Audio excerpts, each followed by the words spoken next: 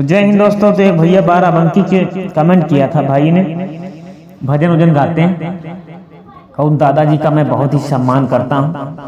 उन्होंने कमेंट किया है कि बेटा एक चौपाई का मतलब बता दीजिए मुझे। हमने कहा ठीक है आप। तो उन्होंने व्हाट्सएप पे हमारे भेजा था, रामचरितमानस में जब भगवान श्री राम अपने पिता दशरथ की बात को मान करके जंगल को प्रस्थान किया था, तो मंत्री सुमंत्र और राम लक्ष्मण और मैया सीता को लेकर के तमसा नदी के किनारे आए। तमसा नदी पे एक रात बिताने के बाद महाराज सुमंत्र कहने लगे, हे राजकुमार, आप नहीं जाओगे तो अपनी अर्धांगिनी को ही भेज दीजिए, मैं खाली हाथ जा रहा हूं, अच्छा नहीं लगता है। तो मंत्री से सीता कहने लगी, हे अंकल जी, आप मेरी एक बात का जवाब दे दीजिए, मैं आपके साथ चल दूंगी। तो बोली क्या? सीता ने बहुत ही प्यारे शब्दों में एक प्रश्न किया। सीता ने कहा, हे हमारे पिता के समान ससुर जी, एक बात बता दीजिए मुझे,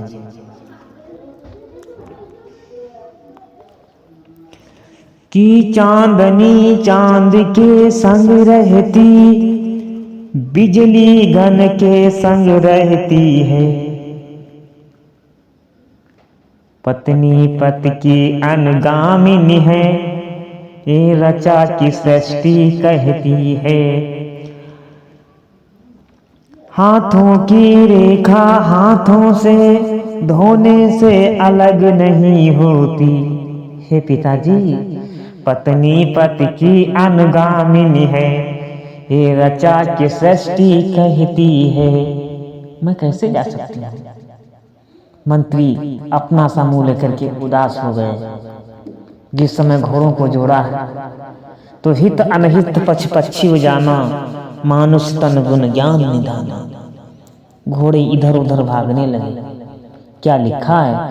मंत्री ने जब घोड़े जोड़े, तोड़े देते हैं रथ को वे, कोड़े खाकर भी नहीं उड़े, तोड़े देते हैं रथ को वे। सारथी तुरंत थपकियां दी, वो बुरी तरह हुंकार उठे। जिस समय सारथी ने थपकियां दी तो घोड़े हुंकारने लगे कि मैं 4 लोगों को लेके आया था, काश आप 2 लोग जा रहे हो।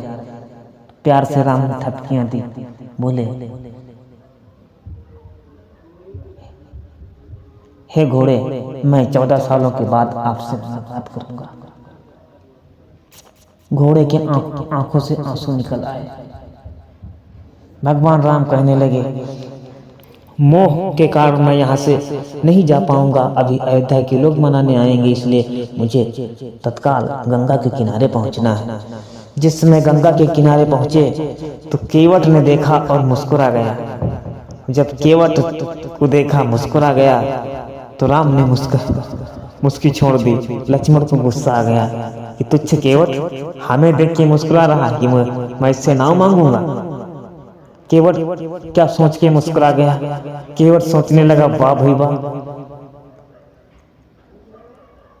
आपका भी कोई जलवा नहीं। जब शीर सिंह में थे, जब शीर सिंध में थे, ठीक है, तब तो आप बहुत शेषनाग पे सवार थे, और जब हम मल्लाह बन के आपके चरणों को धोना चाहते थे तब आप सिंहासन पे बैठे थे। लेकिन आज तो मौका मिला है, आज गर्ज साफ की है, मैं कितना भी भाव खाऊं लेकिन आप 1000 बार मनाओगे। निस्साजराज केवट इसलिए मुस्कुरा गया। तो वहां पे दादाजी आप चौपाई पढ़े होंगे, लिखा था, उतर ठाढ़ी भय सुर शरीरेता, सिय राम लखन समेता। उतर ठाढ़ भय सुर शरीरेता, सिय राम लखन समेता। 4 लोग कौन उतरे थे? निषाद राज केवट का तो नाम आया नहीं है, राम लक्ष्मण सीता 3 लोग हुए। तो गुह जो नाम है, गुह मीन्स होता है मल्लाह। गुह मीन्स मल्लाह होता है। कभी भी आप रामचरितमानस के अंदर गुह का मतलब आप स्पष्ट कर नहीं कर पाए। गुह का मतलब क्या होता है? गुह का मतलब होता है मल्लाह। ये आपको गर्गा 4 रामायण में आपको पढ़ने को मिलेगा। पेज नंबर 92 खोल के देख लीजिएगा। तीसरे जन्म में मल्लाह था। इसकी श्रद्धा बहुत थी। मल्लाह की श्रद्धा बहुत थी कि मैं विष्णु के चरणों को दबाऊं और उनके पैरों को धोऊं। और आपको हम बता दें, कुछ काम बहुत ही कठिन होते हैं, लेकिन भगवान की भक्ति करना बहुत ही कॉम्प्लिकेटेड होता है, बहुत ही जटिल होता है। तो दादा श्री आप समझिएगा। तो केवट मल्लाह तीसरे जन्म में था। ये भगवान के चरणों को छूना चाहता था, लेकिन यही दुष्ट समाज ने इसे छूने का मतलब करीब तक नहीं जाने दिया, क्योंकि मल्लाह नीच बिरादरी होती है। पता नहीं इस समाज को क्या है जो आज भी छुआछूत का सिस्टम जारी किए हैं। मल्लाह की श्रद्धा बहुत थी। भगवान कहने लगे जाइए, फिर कभी आपको चांस देंगे। भगवान ने सोचा इसको कच्छप बना देते हैं और उसको क्षीर सिंधु में लाएंगे, लेकिन कछुआ तब उस समय काम वासना में डूबा हुआ था। सारी जवानी बिता दी इसने। भगवान कहने लगे वाह भाई वाह, मैंने इसको दर्शन करने के लिए क्षीर सिंधु में बुलाया, ये काम वासनाओं में डूबा है। बोला कि काम वासनाओं में डूबे पड़े। फिर क्या हुआ? जब चौथा वन में आता है तब हर इंसान भक्ति करता है, लेकिन बर्बाद। मैंने गाना गाया है, ना राम नाम लीनो तनी भरी जवानी में, जा डूब के मर जा तू चुल्लू भर पानी में। सारा जीवन खोयो तू खैचा तानी में, या डूब के मर जा रे चुल्लू भर पानी में। बुढ़ापे का भजन आपका बेकार है।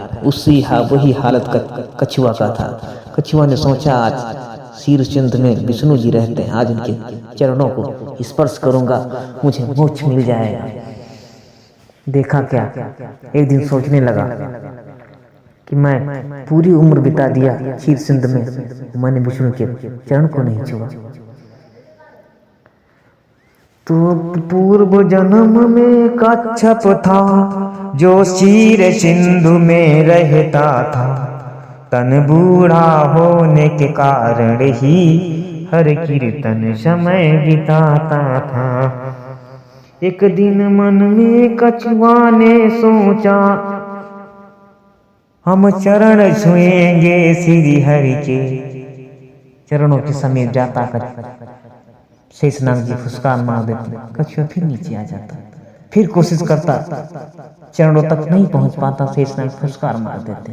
शेषनाग को क्रोध आया, जो बहुत जोर से